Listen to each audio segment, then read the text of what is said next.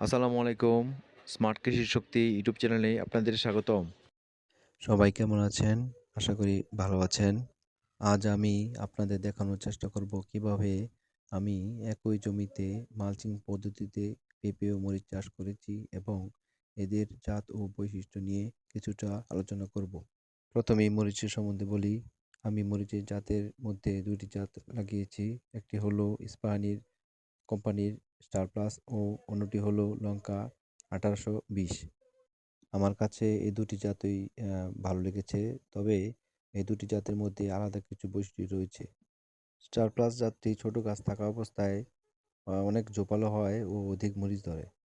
মরিচের আকার লম্বাটে, ত্বক মসৃণ ও হালকা সবুজ রঙের হয়। তবে ঝাল একটু কম।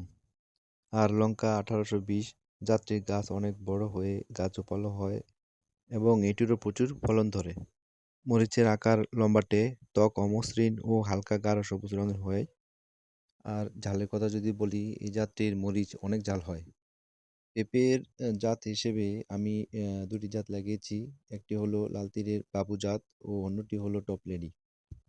একেকটি মরিচ গাছের দূরত্ব দিয়েছি ১৮ ইঞ্চি ও লাইন থেকে লাইনের দূরত্ব দিয়েছি ২৪ ইঞ্চি। আর পেঁপে গাছের দূরত্ব দিয়েছি ৬ ফুট বাই ৬ ফুট। ২ টি পেঁপে গাছের মাঝখানে ৪ টি করে মরিচ গাছ লাগিয়েছি। আর পেঁপে গাছের ফল এখনো আসেনি।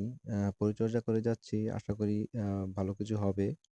সব মিলিয়ে আলহামদুলিল্লাহ আমার এই একই জমিতে পেঁপে ও মরিচ চাষের অবস্থা খুবই ভালো আছে।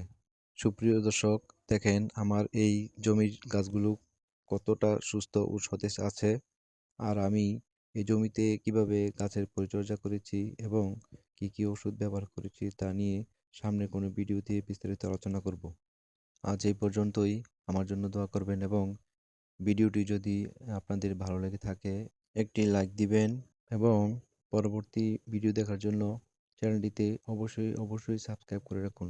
আপনাদের সবার সুস্বাস্থ্য কামনা করে আজ এ পর্যন্তই বিদায় নিচ্ছি। আল্লাহ হাফেজ।